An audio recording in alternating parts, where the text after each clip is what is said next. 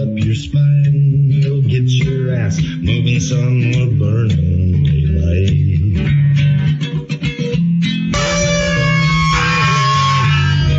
Howdy there. I'm Matt McKinley, and we're burning daylight. In the saddle till the job's done right. Welcome to Burning Daylight, the only podcast for the working cowboy. Well, howdy there, daylight burners. Happy Wednesday to you. I just passed over the 4th year anniversary of starting this show, and it's it's been a wild ride. And as I've mentioned here, quite a bit here in the last couple of weeks, I've been busy. Been kind of at a blank from time to time, and then I've been trying to get some stuff recorded on horseback, but sometimes it's just tough. And the good thing about doing this for 4 years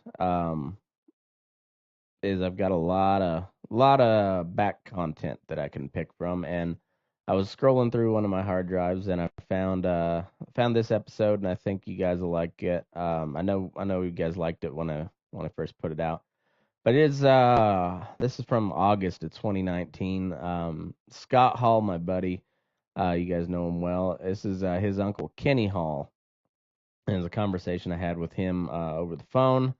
In the early days of recording this, so the recording quality is not the best, but I touched it up as best I could, and yeah, I think you're gonna like it. So without further ado, here's a replay of an episode with Kenny Hall. Okay, well, folks, I'm here with Mr. Kenny Hall. He is uncle to Scott Hall, who you heard here just a couple days ago, and we're gonna talk some cowboy stories. So, Kenny, go ahead. Okay, yeah, I grew up out to Fort Hall, born in 1945. My grandparent, he left a homestead from down here at McCammon on the Marsh Creek and ended up out to Fort Hall in 1930-something during the Depression. Okay. He worked for U&I Sugar after he left here for a year in the sugar beets, and when he got paid, he got as far as Fort Hall and leased 20 acres and started out there. When we left in 1964, we owned 200 acres, or on 100 acres there on the reservation. And okay. Grandpa and the Indians kind of had a disagreement. We was trying to buy another 120 acres, and the BIA and Grandpa didn't get along. I've heard there's been some disagreements over the years with folks, and then the Indians, they don't quite see eye to eye on at times. So yeah, we sold out up there, and we bought a little ranch down here on the Marsh Creek, in between Ingham and McCammon, Idaho. And but start the story out, Grandpa, he said right after they'd moved in out there, there's a knock on the door late one night around midnight. And this Frank Bell come in, Indian, and he was drunk. He wanted to arm wrestle Grandpa. Grandpa said he knew if he lost that there wouldn't be any living out there. So he beat the Indian in the arm wrestling match. Then it wasn't too long after that. They was working cattle there on the place. Dad had a big round crow. Grandpa and Dad had a great big round crow. It was made out of 6-inch cellar poles, and it was 12 foot high and 50 foot across. And that's pretty big round then. Yeah, and Dad had Indians roping for him. Friday Tindoy and Austin Gould was roping. And Friday was heeling for Austin, and he would put a figure 8 on the hind feet every time he throwed the loop. Never seen anybody rope like him before. I remember I was just a little kid but going along with the story, they was working cattle there, and this Frank Bell come back in the yard drunk again, rode in on a horse. Grandpa was on the ground tending fire, and he pulled a rifle out and threatened to shoot Grandpa. Dad went over the top of the corral and knocked him off the horse, and I guess beat the hell out of him. 10 minutes, it was all over the reservation. I bet so. Oh, man. Dad said Grandpa bought him his first rope when he was about 14, and it was a 60-foot rawhide rope. Okay. And they lived on the edge of what they called Ross Fork Creek, and it was kind of a big meadow down in there, and it was pretty open. He said his saddle horse was down in there, and he walked down in there, and he said he didn't know it when he started down in there, but there was a Indian bull down there, and them old Hereford bulls at that time is pretty hard to get along with. Oh, okay. So he ended up throwing clear to the end of that 60-foot rope and caught his horse and got on his horse just before the bull got to him. Oof. And Dad said that there's one of the bulls come into the place there, and he called Fort Hall and told the range man that he better send somebody down to get this bull. And he was mean. He said, don't go out there on foot. He says, this bull will get you. So what does the range man do? He shows up and went wandering out there. And Dad said he seen him, so he grabbed the shotgun and ran out there. And he said he shot the bull, turned him away just before he got to the guy. He said they called. So he left and sent 3 Indians down there, and they had a big old Diamond T truck, and the 3 guys got out of took their horses and went down there, and he said the one guy roped him by the head and the other one roped him by the heels and headed for the truck. They dragged him right up the truck and right into the truck. Oh, man. They didn't even bother trying to lead him up there on the rope. They just drug him, huh? Yeah, they just dragged him down the road. Dad said when he first started cowboying out there, he went on the roundup down on the bottoms, on the Fort Hall bottoms down there, and it was off the backwaters of the American Falls Reservoir. Okay. He said that there was about, I don't know, 3,000 head of cattle at the time. And the big Indian at that time was this Thorpe, and he was from Lincoln Creek. And Dad said he come in riding a thoroughbred horse that he'd paid $5,000 for. This is, back in the, I'd say late 30s. That's a lot of money for a horse nowadays, but let alone back then. Yeah. And he said the big old black thoroughbred horse, he had a silver mounted saddle, bridle, and the old boy had a Stetson hat, and he wore a suit. He said he was all dressed up, but he was the big cattleman at the time at Fort Hall. Huh. I knew his grandson. He was a nice guy. But okay.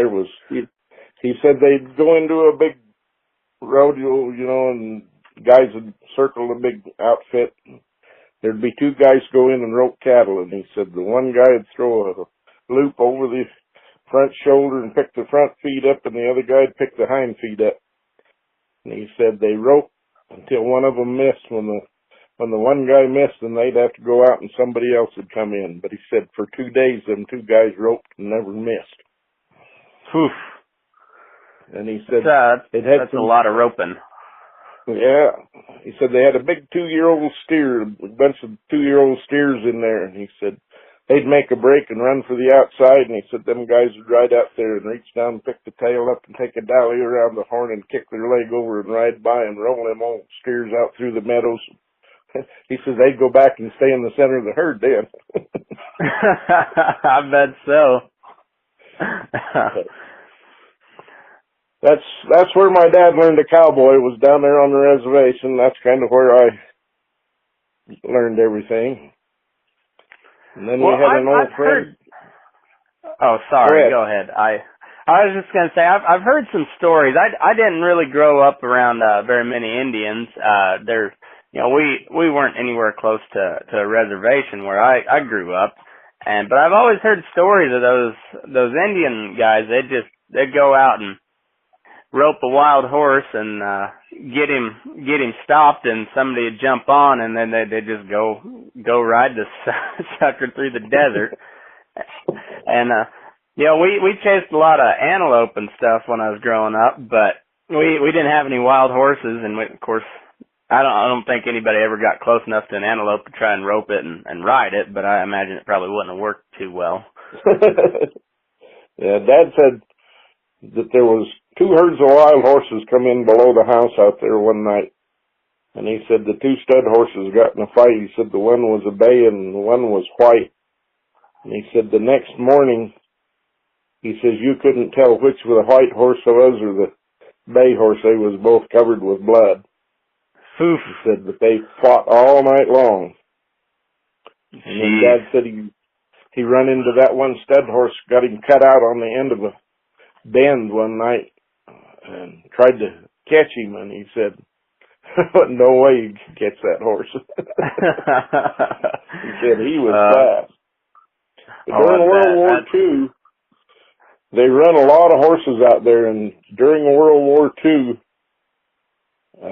there's a couple of 3 Indian and another guy got together in them horses, and they'd bring them into the railroad station at Pocatello and ship them to the Army. Oh, okay. Dad lost his one saddle horse. He said he knows that was what happened to him. He said he never did find him. They had one of them gathers, and his horse disappeared. That's too bad. Well, that's just another case of the government taking something from you, ain't it? Yeah. And he said when he got this little white horse, and he said he weighed about 750. And he said one day he was wanting to break him to rope, so he tied on hard and fast, and there was a bull in the corral, so he roped the bull over the top of the fence and got off and went to the house. The bull had run the little horse up into the fence, and the horse would back up and run the bull into the fence. He said pretty quick the horse held him. Oh, I bet. I always kind of liked that teaching a horse to rope. I'd swing a rope off of him a little bit, but rather than dragging a log or anything, I just roped something kind of just big enough that it could bog him down a little bit, and just go to the horn and see what happened. If they want to bust in 2, I'd go ahead and pinch it off and let that steer kind of bog him down a little bit, and then let the rope run if I need to. But it seemed to work out pretty decent. So I don't know, maybe I don't know what I'm talking about, but it seems like it worked out all right. Yeah, I used to rope sagebrush. I was teaching them to rope. I'd just rope a big sagebrush and dally it. If it pulled out, it pulled out. If not, it stopped. Yeah, good enough. Yeah, I learned how to break horses with a hackamore. That's what Dad done, and we didn't know really didn't know where to go. That's why the Indians rode them out there. Mostly was a hackamore.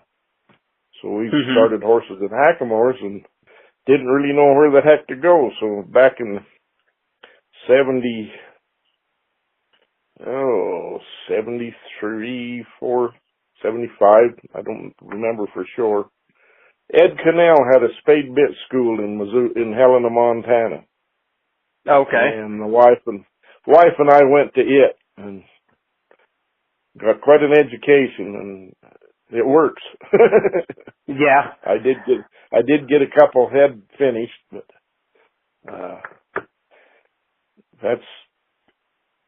we had a little Appaloosa horse that we started out with, and he was kind of a little outlaw. He wouldn't butt, but he just kind of hard to get along with. Yeah. Finally got him, and when he was, he might have weighed 750, 800 pounds, but just a little cat, and he turned out to be a nice spade bit horse. He just had enough he could lope right alongside a horse that was walking. I've never seen one that was like him. Just as quick as a cat. But, then we had an old friend that when we moved down here on the Morse Crack, we'd knew him before this. He was from the Rockland area over above American Falls. Him and his family was one of the first settlers in that area. And I've got 3 of his bits and a pair of spurs, and they've got to be 100, 150 years old now. Oh, man. The one's a John Estrada bit, and the other one I can't find a mark on, but it's the same style. And then the spurs is the same way. I got to collect them after. I said I don't suppose you'd want to trade out of them, would you? Well, I'm kind of thinking a little bit. I'm getting to the age that maybe I got 10 bits now. Yeah. That I've collected, and 5 sets of spurs. But I'm not quite ready. I'm thinking about it, but I'm not quite ready. Well, I'll start saving up some money, so when you decide to, I'll be in line. I don't know much about the Buckaroo gear. We were pretty plain Jane as far as our tack went growing up. You know, it was just kind of a finished horse back home with just packing on like a high port with solid cheeks and and like my saddle's just rough out, a little bit of buck stitching, and I think I've got some conchos on it, but they're nothing real flashy. It's just, it's a completely different style back where I grew up. Yeah. And so I'm learning a little bit about the spade bit. I've got a few horses that I'm riding in the Bozell now, or Hackamore, but I grew up just, you throw a snaffle bit in their mouth and progressed until they got to, something a little more severe, but of course with the severity you got to be lighter and it's all a process. It's kind of the same process, or the same end goal, just different process, I guess. Yeah, the big thing about a spade is you've got to have a really, really light hand. And that's got to be broke, Yeah, that's a big chunk of iron in their mouth. And that's, and that's something that people make a mistake. That isn't near as severe. A grazing bit will cut a horse's tongue off, and a spade won't, because you can't turn a spade over. Yeah. Yeah, that's right. But as I started to tell you about Edgar's ranch was, I heard once 9,000 acres. Mm-hmm. They run 100 head of perching horses. Oh. And 75 head of saddle horses, thoroughbreds and Appaloosies. Edgar said they got out once. They took off and they crossed what they call the Lake Channel on the Snake River, west of American Falls. Okay. And it's pretty quiet right in there. And he said they went down there and they trailed the horses down to the river, and the horses had crossed the river on the ice. Oh. And he said my horse was slick, and he said my cousin horse was sharp-shoed. And he said we rode across the river there, gathered the horses up. Would you mind explaining to folks what a sharpshoe is? I've used them myself, but you're more familiar with them in the country that you grew up. If you wouldn't mind just explaining what that is. Well, they got corks on the bottom, probably 3/4 of an inch long on the heels and on the toes, and they kind of an ice shoe they called them. And Edgar said they rode across there and and picked the horses up and got them to the channel and started them back. And he said the horses turned and run down the ice. And he says his cousin outrun him. And he says every place that horse hit the ice, water come up through the hole. And he said that ice was just floating on top of that water. Oh, jeez. I bet that was a little unnerving. Yeah, he said it was a little unnerving. And then about the time the BLM come in, Eliason's horses got out and they went down to the Raft River, which was west of Rockland. And the BLM trailed them. And they went looking for Edgar, telling him that they had these horses penned up and they was going to find him. Because, you know, the BLM had just took over and they was trying to make a show, you know. Oh, yeah. Well, Edgar's cousin happened to be riding, and he was sitting on top of the hill when he seen the BLM pull out. He went down and opened the gate and gathered the horses up and drove them back down over the top of the hill. When they got back down there was no horses in the corral. Oh, I bet that made big fans of the BLM too, huh? Yeah. And Edgar's brother was working in Island Park on the railroad ranch. And he called Edgar and he said, I got a horse up here I want to send home. And so Edgar got on the train and rode the train up to Island Park and spent the night up there, and he got on the horse the next morning and he rode from Island Park to Aberdeen. Took him all day. And he said this horse he didn't dare get off from until he got to some place where he knew that he wouldn't be in trouble. Yeah. So he spent the night in Aberdeen and then rode on into Rockland, but he said this horse was really a snake. Safest place was on his back, huh? Yeah. Dad said there was an old cowboy come into Fort Hall, and they had kind of an outlaw up there. Everybody, I guess quite a bunch of the guys that tried to ride him couldn't get along with him, so this guy come in. He hobbled the horse, and he rode him there for, a month with one leg tied up. Oh, jeez. So finally he got to the point where he rode him with a leg tied up for a while, and then he put a running W on him. And but finally the guy took off, and he rode him from Fort Hall to Salmon. And he said when he got up there, he said that horse wasn't worth a dime after that. And he said he kind of broke his heart. And then we had a little old Indian out there. He was about 4'11". He wasn't very big.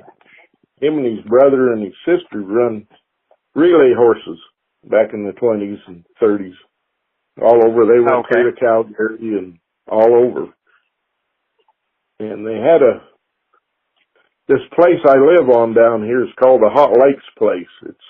There used to be a big hot lake on here. It's kind of dried up now, but they had a swimming pool on here, and they had a big rodeo and barbecue and everything for 2 days.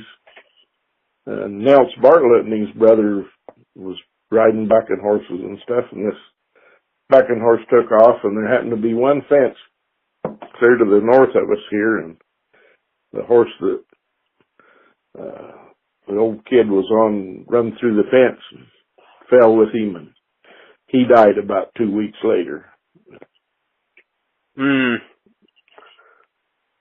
This old Indian was called Kazaz, and he had an eye knocked out, and he'd ride anything, but he had this paint horse that kept bucking him off. So he decided that he'd leave him, so he tied a rope around the horse's neck and put the coils over the saddle horn and tied the rope around his waist.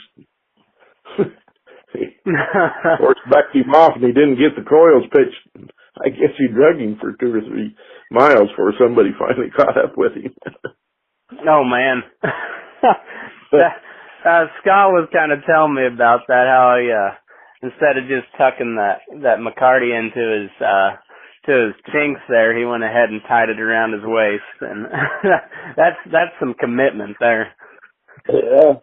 The old boy had a great big old, kind of like the Tom Mix hat on that he wore, and he had a big bandana that he wore around his neck, and had that patch on the one eye, and his pants rolled up. He had big cuffs on his pants. Wore them little old high-heeled boots. And he rode into Pocatello, and behind the Oasis bar in there, and he'd tie his horse up and go in there and get drunk. They picked him up one night for drunken horse riding through the underpass. Oh, that's funny. Yeah, but I rode a lot with the Indians out there. In fact, I cowboyed with the kid I rodeoed with, and team roped, and rode bucking horses with. He was an Indian kid from out there, and we traveled for about 4 or 5 years together before we got married.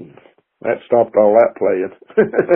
Yeah, it tends to do that once you get married. It kind of stops the traveling quite a little bit. But I was roping for Dad one year. We roped for 2 days. I roped for 2 days for him, and there was this Chuck Niffen. He was another Indian that rode with us, and he was about my dad's age. And I was roping, and my leg was getting sore. I had blisters on my leg from roping and dragging calves. I missed a couple of times, and Chuck says, "Kid," he says, "you're not roping jackrabbits in the sagebrush." He says, "Shake a loop out there and rope." I quit missing after that. Yeah, that's funny.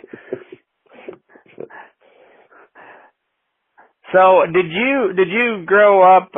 You learned to rope on a slick horn, I'm guessing. Oh yeah. Well, the horns we had was covered with grass rope, or with cotton rope. And I learned to rope with a grass rope.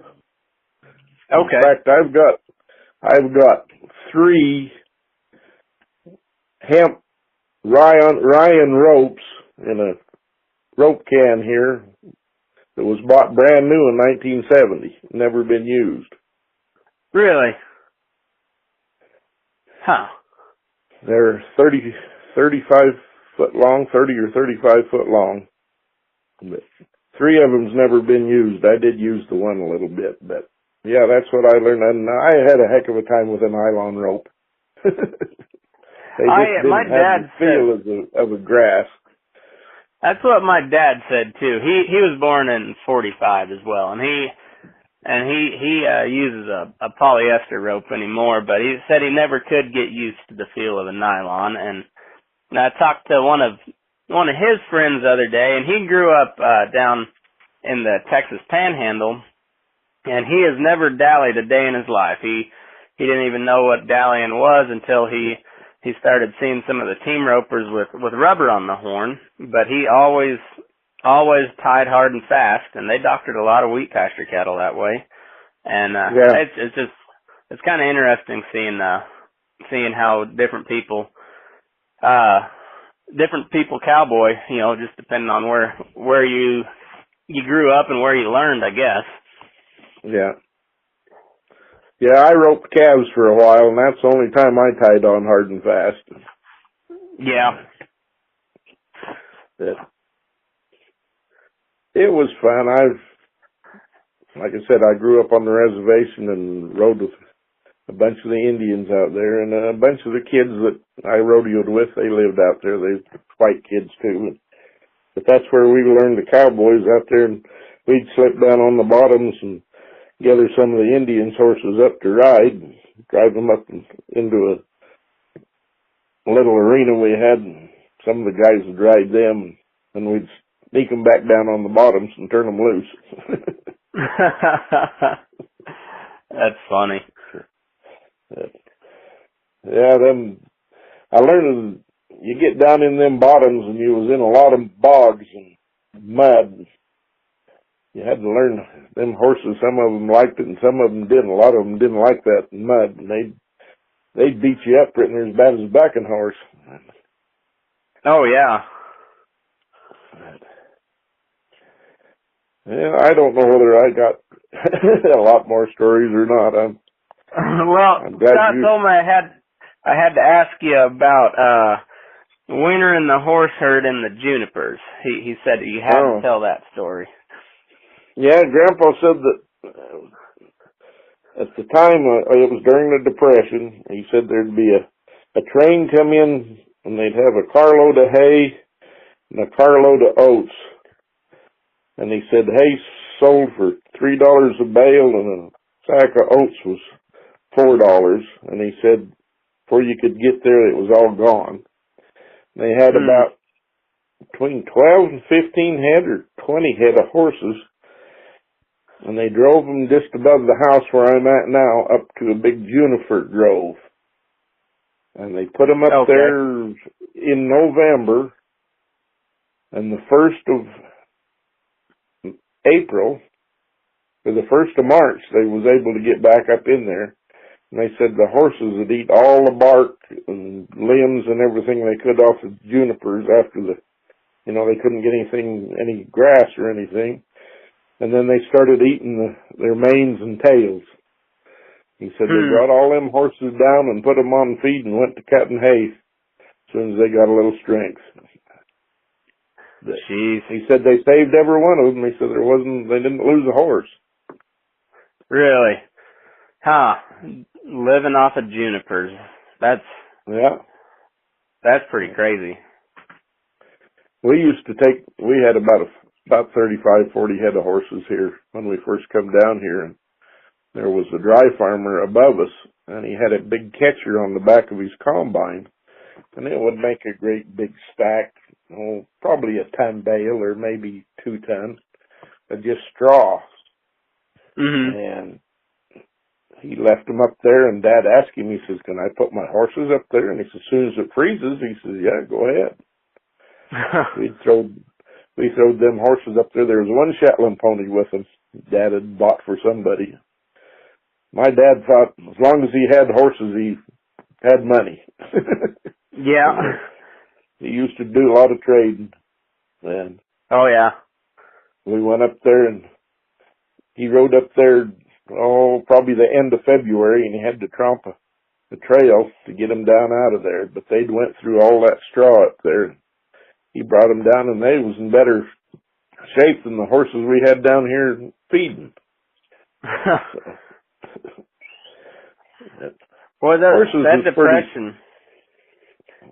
Oh, go ahead. No, this wasn't during the Depression. This was just, 35, 40 years ago. Oh, okay. It's just a tough winter. Yeah, it was. When we first moved down here, it was nothing to have 4 foot of snow on the level. It's been a while since we had that, but before Dad got killed, right after we moved down here, the neighbor Edgar, he had a team and was feeding with a team and sleigh, and Dad had a tractor and a pickup, and he decided that was the way to feed, so he bought him a team and got him a sleigh, and that's the way we fed after that, was with a team and sleigh. And Scott's dad, he worked at Sun Valley. He drove a sleigh up there and hauled people in the winter for 3 or 4 years. And, he's a pretty good teamster. Yeah, I worked on a ranch up in Montana, and we used a tractor and a hay buster to feed up there, but I know that one of the neighboring ranches, they still fed with a team and a sleigh, and it was pretty neat to watch. I didn't really envy them, because them in Montana winters are brutal cold, but it was neat to watch. Like I said, I don't say I wished I would have been them, because that tractor was plenty warm, but it was neat to watch. I had a moose hide I traded an Indian kid out of one night when we was out partying and had it tanned, and we'd get ready to go somewhere on that sleigh, and we'd take that moose hide and lay over our laps, and away we'd go. We got snowed in for a couple of days here, and we fed our cattle, and Dad decided it was time to go to coffee over to the cafe, so we took off with the team and sleigh and drove down the road. My cousin lived about 2 miles down the road here, 1.5 miles, and we picked him up, went on down a ways further and picked up another neighbor, and we went on over to the cafe and had coffee. That's funny. Yeah, we didn't have that type of snow out on the flatlands. If it snowed that much, it was kind of a natural disaster. You know, when the snow's like that out on the plains, we usually get the wind with it, and boy, it gets pretty treacherous getting out there when that wind snow is whipping around. Yeah, and that's what we liked when we moved down here. We're kind of behind the mountain, and we don't get the wind out to Fort Hall. Dad said after he moved down here, he said, "Good heaven, I didn't know I could walk up standing up straight." The wind blew out there too. Yeah, I've told people you can always tell somebody that's been in the wind a little bit, because when you walk outside, you just kind of put your head down and lean into it, and you don't really look up. You just kind of plow through it till you get to where you're going, and then you can kind of pick your head up. Otherwise, you lose your hat, you lose your orientation. You just gotta plow through it. Yeah, we had an old friend. He grew up in Oklahoma. He said they had a 200-pound rock out on the porch with a log chain on it. And he said, you walk out and it was about a foot off the ground, you'd go to work. And he said it was standing straight up, you'd go back in the house. Yeah, that's about right. I grew up about 8 miles from the Oklahoma border, and my dad has told stories about, you know, he grew up in the 40s, but in the 50s there was a drought just almost as bad, if not worse, than the Dust Bowl, and we were right in that Dust Bowl country, and those dust storms would blow in, and it'll be just calm as can be, and all of a sudden you just smell plowed dirt, and you look up and it looks like a rain cloud on the horizon, but you better grab a hold of something or get inside real quick, because then that dust hits and you can't see anything, and it just, you breathe it and it just sandblasts you. But it's he said his mom they'd take some gunny sacks and get them wet and just stuff them in the cracks of the windows, and anywhere there was a crack, they were stuffing gunny sacks in there to try to keep the dust out, but it didn't do much good. He said them gunny sacks and towels and everything, it was just a sheet of mud when they'd unroll them. Yeah. Yeah, we had dust storms out to Fort Hall, but nothing like that. We was out in an area there was a lot of sagebrush and cedar trees and junipers, and we had a dust storm come over once, and it stayed just above the trees. Never seen anything like that, but down where we was at, it wasn't bad, but up above us, there was a heck of a storm. You couldn't see nothing. And when the wind all stopped and everything, there was a buzzard dead in the yard, and I'd never seen one before. Huh. That's crazy. The first buzzard I ever seen. Boy, we saw them quite a bit back home, but it was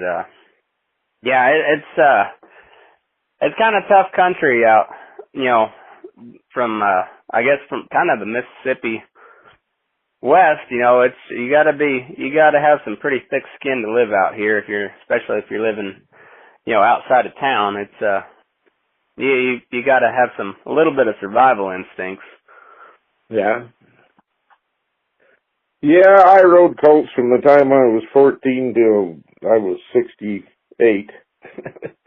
I kind of decided maybe, in fact, the last pair of colts, I just traded the one to Scott for a spade bit, and then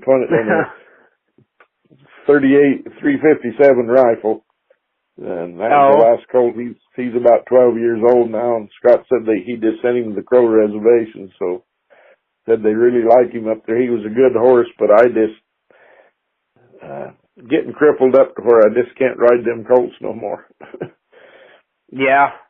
I was adopted, and my dad had a lot of horses growing up. Well, nothing near like y'all had up there, but you know, we didn't have near the big open country either. You know, we had a lot of cattle around us, but it was, you know, a big pasture back there would be like 1,000 acres.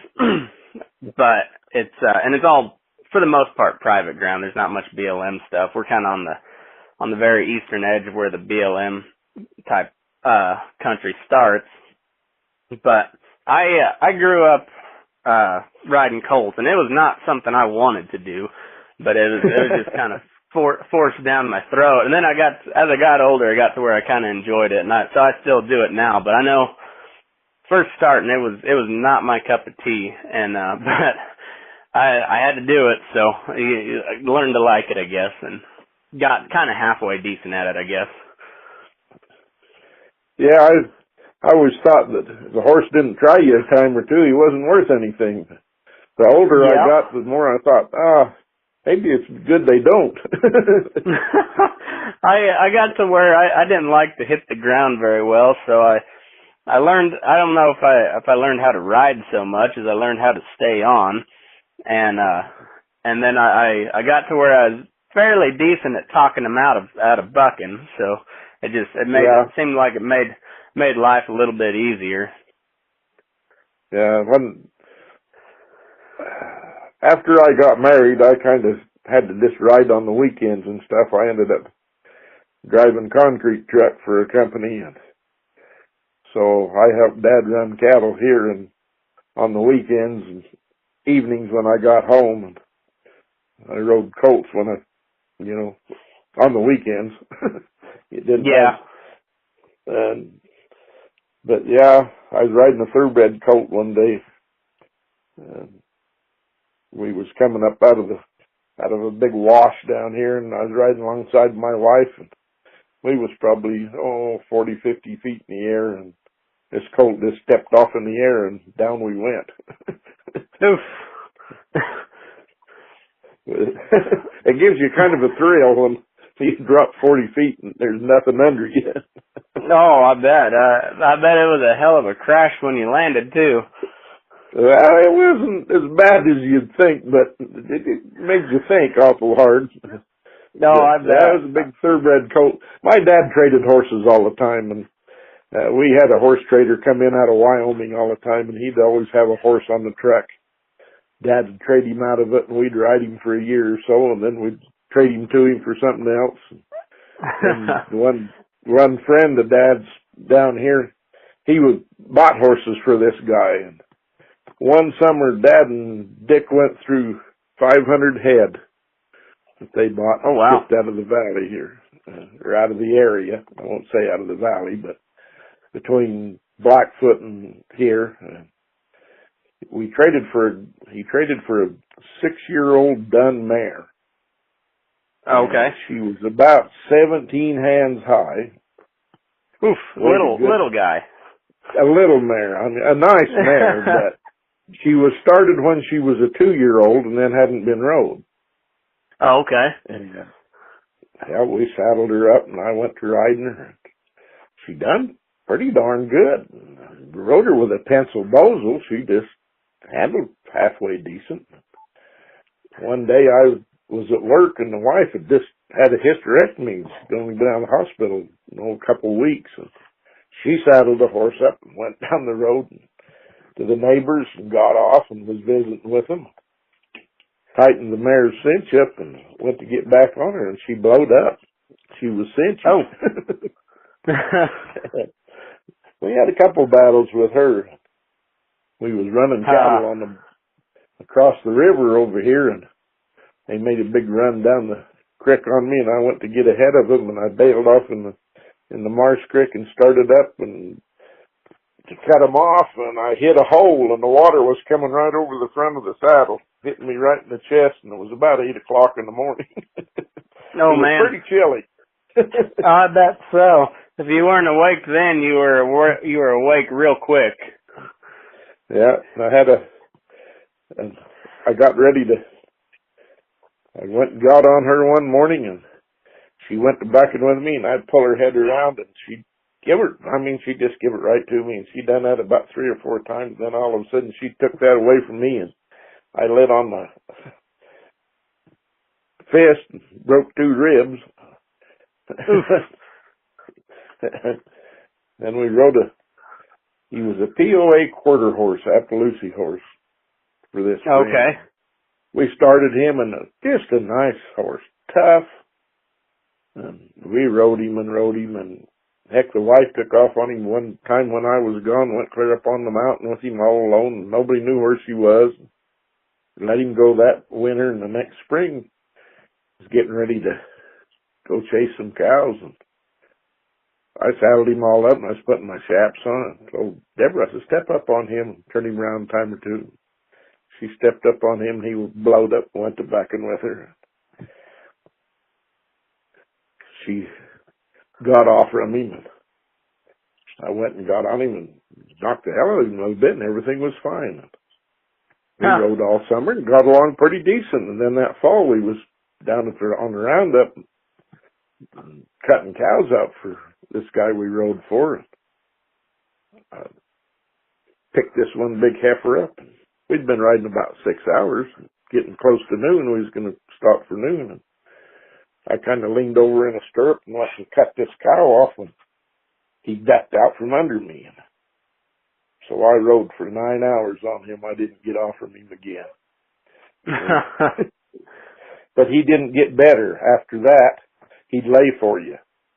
He'd catch you off balance just a little bit, then he'd blow up and try to buck. We was across the river again gathering cows. I don't know what happened, but he blowed up and went to bucking, and he bucked till I give out. He couldn't buck hard, but he just kept at me until I run out of wind, and I stepped off from him.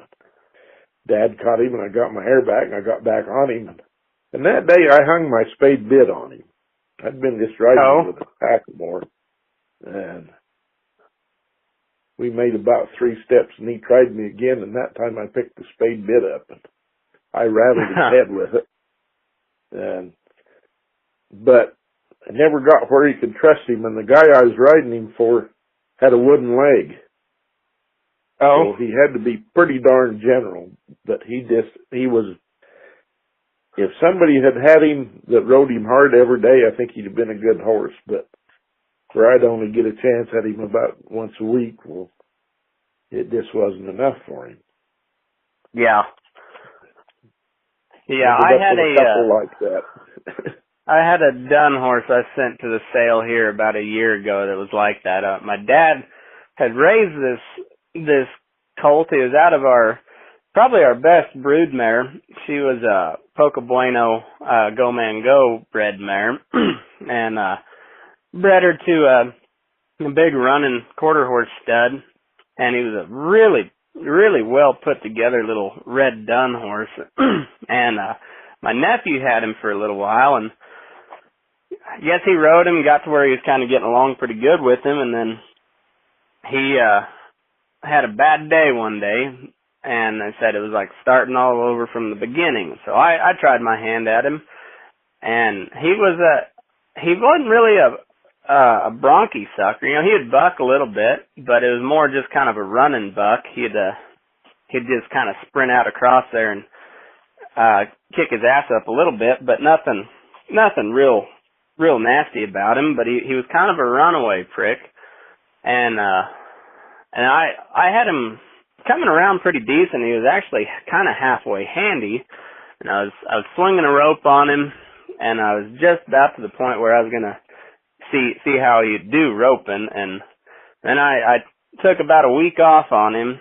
I went back to Kansas and went deer hunting, and when I came back, it was just like my nephew said, it was like starting back over at day one, and we had a pretty big wreck there in the feedlot. he was wanting to run off, and I was trying to pull this little kind of Hereford cross heifer, and she was wanting to run, and he was wanting to run, and next thing I know, he slipped. It rained a little bit, and down he went, and I hung a foot in the stirrup, and he dragged me about 2 or 3 strides before I got kicked loose.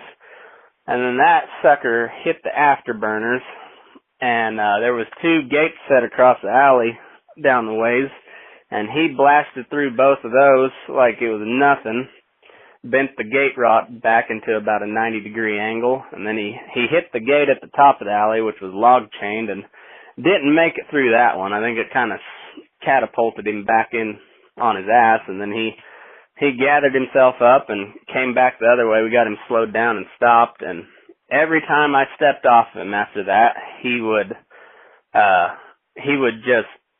pull loose and take off running. And I don't even think he was looking at where he was running. You know, I caught a glimpse of him a couple times when he did that, and his eyes were kind of rolled back in his head, and he wasn't even seeing anything. He was just running.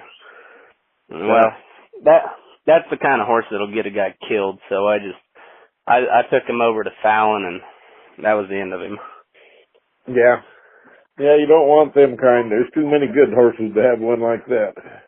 Yeah, that's for sure. It was a shame because, like I said, he was bred really nice, and he was put together, real shapy type of horse. It could have been worth a little bit of money if we could have done anything with him, but he just, It wasn't meant to be. Yeah, the wife it was an Easy Jet stud horse, the Easy Jet stud. His grandson had an Easy Jet. Real nice. I mean, she won reining on him and everything, and some girls had borrowed him in one queen contest, and we roped on him a little and worked cows. And he's 18 years old and started tipping over. And we couldn't figure out what the heck. We done everything, bought a new saddle and put on him and just tried everything, and he went down with her one day. Oh, I was in a hurry. There was some cows getting away, and I got on my horse and didn't stay with her and took off, and he went to running with her and went down and hit just barely missed going through a barbed wire fence. It cut her underneath the eye and everything, and I got back and got a hold of him and took her in the house and tore her pants and cut her and spot or two, not bad, but just scraped her up. And Mike was with me, Scott's dad, and he unsaddled the horse. I come back up, saddled him all up, and got back up on him, and he went down with me. And I got back up on him and kind of knocked the hell out of him, and up over the mountain we went, and I was gone for about 2 hours. We brought him home and rode him the rest of the year, and he was fine. Had nephew ride him. We was down in the indoor arena, and we rode him that winter. That spring, we rode in the pen. I was riding a colt. I just got him all saddled up. I stepped up on him, and Deborah went and stepped up on the big roan horse, and he went running backwards, and I slipped in behind her and got him stopped, and she got off. And I went in and called the meat buyer, and he said he was coming through and stopped, and we shipped him. It broke our heart. I mean, we'd done everything on him. She'd won reining on him in 2 or 3 places. But it's something that went screwy. We don't know what happened. Well, sometimes they just do that. You can't really explain it. They just kind of go bad on you, I guess. Yeah, he must have had a tumor or something. The only thing we could figure. Yeah. That would. Well, Kenny, I think I probably took enough of your time for today, but I do appreciate you visiting with me. Well, I appreciate time to tell a story or two. It's been a while. I tried to get Scott was going to record some stuff, and heck, I can't get him slowed down. Now he's out of the country, so. Yeah. Well, he told me, like I said, he kind of really grasped what I was trying to do with this whole podcast thing, and and he said you'd sure be a good one to visit, and boy, he's right. So, if it's all right with you, I wouldn't mind doing this again a time or two, or until you run out of stories or you get tired of talking to me, I guess. Well, somebody else you should talk to is Scott's dad. He rode for a big outfit over in Wyoming. He was on the racetrack for a while, and one of the guys in Denver with him had a big ranch, and he took Mike over there, and Mike rode the fall with him. But yeah, Mike's been around a little bit, rode for some outfits. Well, cool. I'd sure like to talk to him too, so we'll maybe set it up. But like I said, if you're willing, I'll call back in another time, and we'll shoot the shit some more. All right, sounds good. Well, I appreciate it, Matt. Well, I thank you very much. You bet. Have a good one. All right. I wish there was some way you could send that to me. I don't know how to. Well, I can definitely do that. Do you know how to use email or anything? Well, we got an email account here on our computer. Okay. Well, I can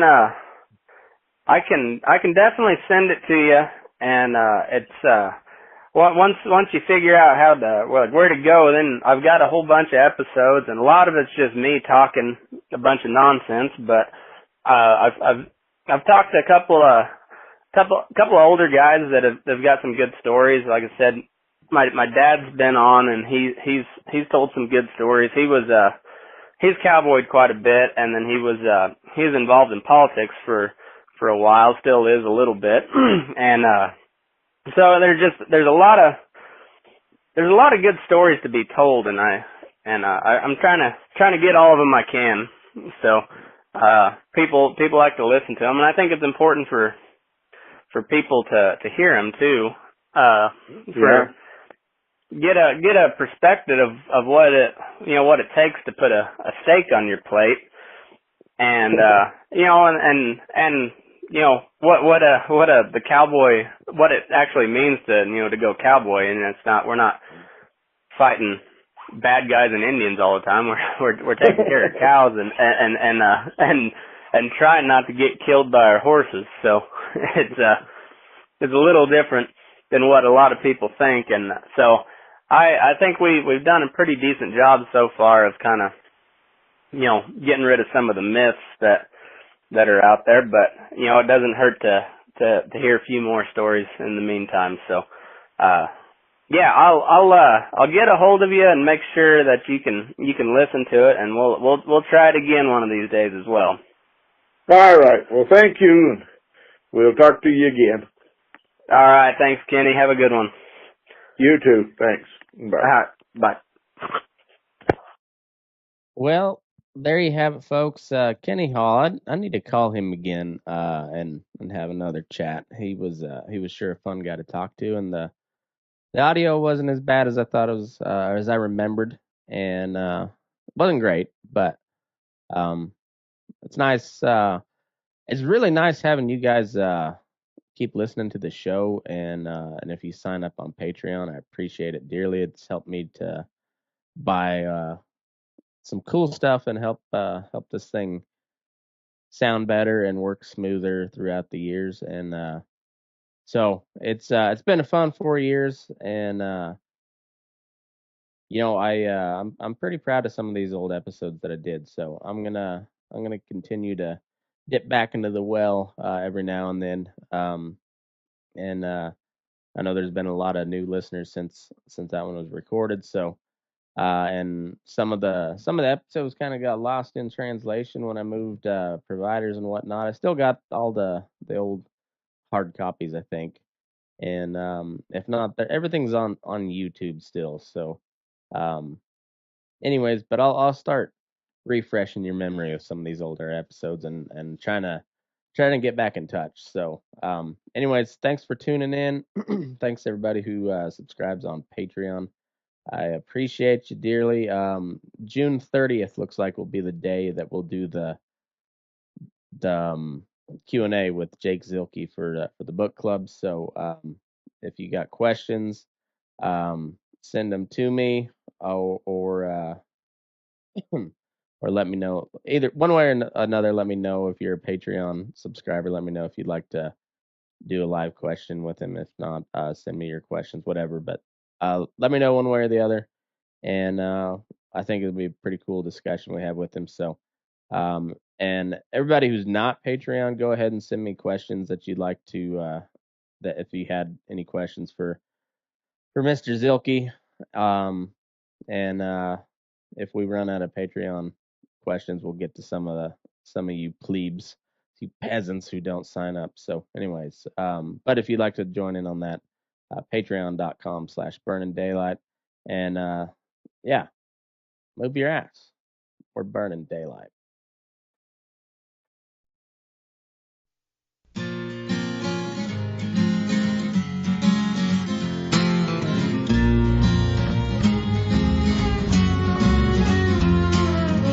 Sleep in a bedroll of canvas, and Oceum's feed on your ears. Wind blows the dust just like buckshot, and I ain't never seen it rain much out here. Smell your own sweat in the evening, wash up at the galvanized tank. Nearest town's 40 miles. The cook here, he don't smile, and all these young horses are rank. But come a tie-yi-yi-yi-o on the back of my caballo, I'll whoop it, I want on when I can. My spells, they don't ring much, I never did sing much, but I'm sure enough Buckaroo man.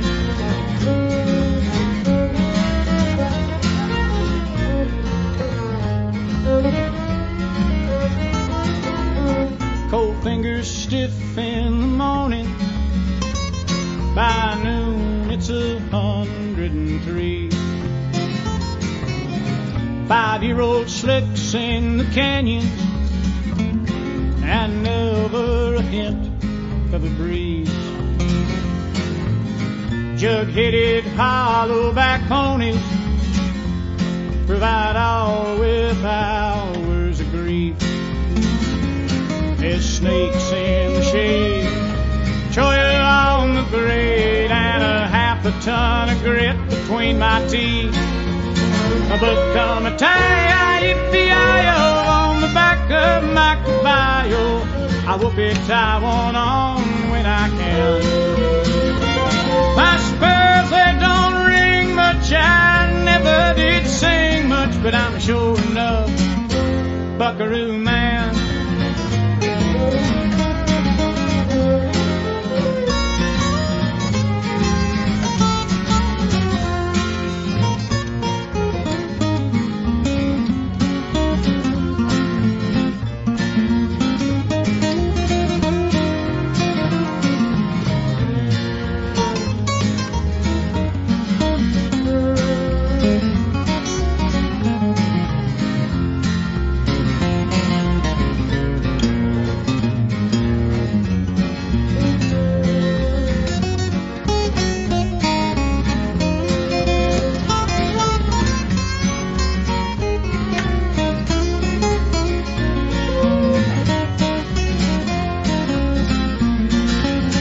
But come a tie-yi-yi-yi-o on the back of my caballo, I whoop it, I want on when I can. My spurs, they don't ring much, I never did sing much, but I'm sure enough Buckaroo man. I said come a tie-yi-yi-yi-o on the back of my caballo, I'll whoop it, I want on when I can. My spurs, they don't ring much, I never did sing much, but I'm sure enough Buckaroo